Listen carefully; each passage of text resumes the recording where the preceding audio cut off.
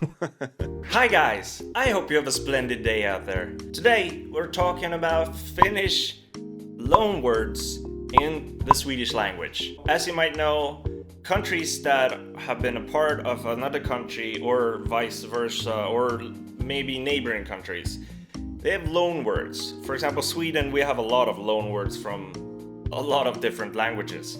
But I wanted to talk about the Finnish loanwords. It's not a huge list.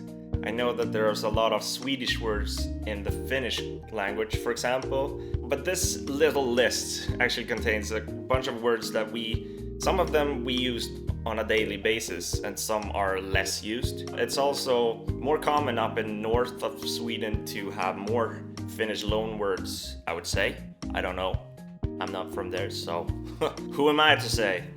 So, as I've stated previously, the Finnish language and the Swedish language are pretty different, I would say. Both of the languages don't even come from the same language branch. So the Swedish language comes from a Germanic language branch with English and Dutch, Norwegian, that kind of thing. While Finnish comes from a different branch with Hungarian, Estonian. For these two languages to borrow words from each other is kind of cool, in my opinion. So I thought I would start up with the first word. So this word in Finnish is hyvä, and I think it means good. But in Swedish we have adopted this word into hyvens, which means good, basically.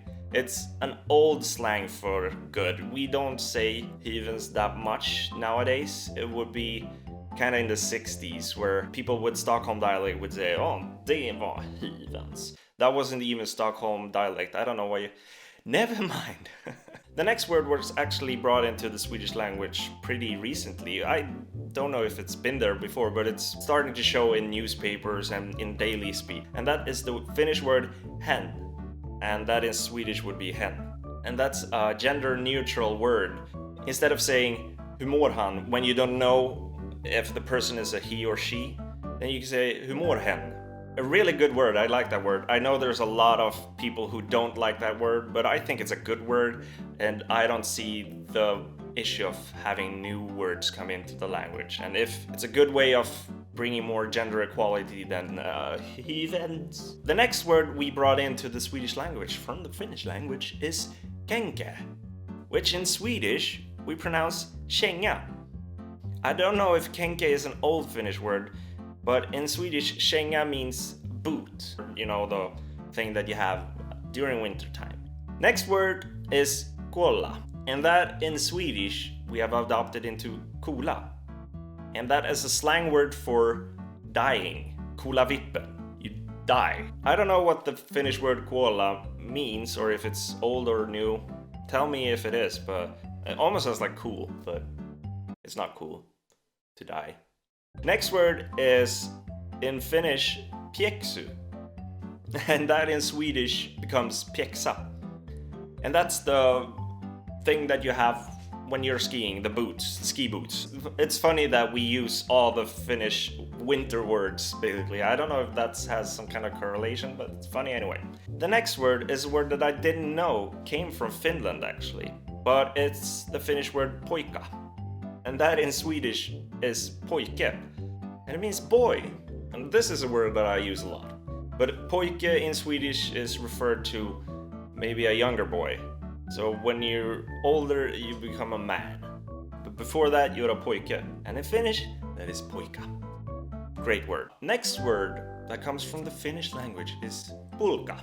This is a great word. In Swedish, this word is pulka. And that's the sledge that you go down the hill at winter time and you have so much fun. I did ride a lot of pulka in my days. It's a great way of transporting yourself from one way to another down a hill on the winter time. Don't know where I'm going with this. Okay, moving on. Next word, this is the best word. In Finnish, it's rappakalja, and in Swedish we say rappakalja. And in Finnish, this means when you're making a beer that is very hastily made and not very well done. But in Swedish, it means when you're talking rubbish, basically. Rappakalja. I'm talking a lot of rappakalja. And the final word of today is sisu.